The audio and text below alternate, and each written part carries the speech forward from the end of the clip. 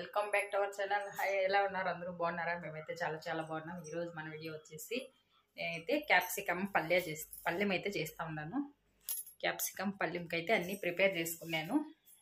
ఇంకా దోశ పిండి ఉంది, చపాతీ పిండి ఉంది, అందుకని పళ్ళెం చేస్తామని పళ్ళెంకి అయితే అన్నీ రెడీ చేసుకున్నాను. చూడండి, ఇక్కడైతే ఆనియన్, టమోటో, కరివేపాకు, క్యాప్సికమ్, గ్రీన్ క్యాప్సికమ్ అయితే సన్నగా కట్ చేసుకున్నాను. ఇప్పుడైతే ప్రిపేర్ చేస్తాను.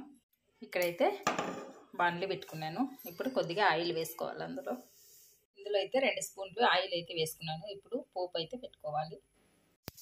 జీలకర్ర, సాసవులు, కొద్దిగా మినప్పప్పు, శనగపప్పు కొద్దిగా వేసుకున్నాను. ఇప్పుడైతే ఆనియన్ వేసుకుంటాను.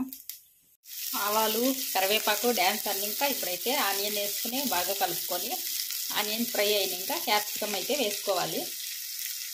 చూడండి, ఆనియన్ ఫ్రై అయినాయి కదా, ఇప్పుడైతే క్యాప్సికమ్ వేసుకొని బాగా కలుపుకోవాలి.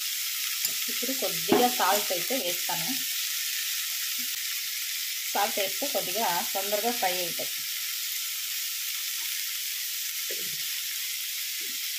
సాల్ట్ వేసినాక ఇలా కలుపుకోవాలి. క్యాప్సికమ్ పళ్ళెం అయితే చపాతీకి, దోశకి, రైస్ లెగ్ కూడా వేసుకోవచ్చు, బాగుంటుంది.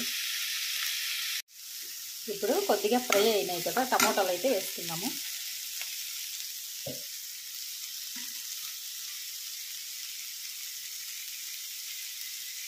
టమోటాలు వేసుకున్నాక తర్వాత కలుపుకోవాలి.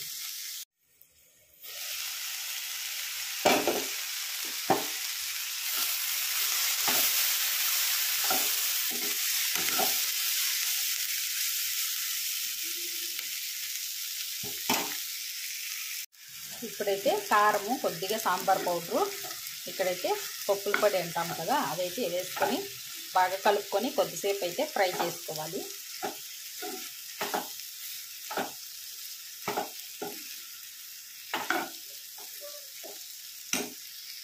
చూడండి, ఇప్పుడైతే క్యాప్సికమ్ రెడీ అయిపోయింది.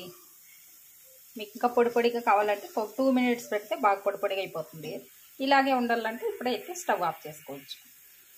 Please subscribe, like and share, comment.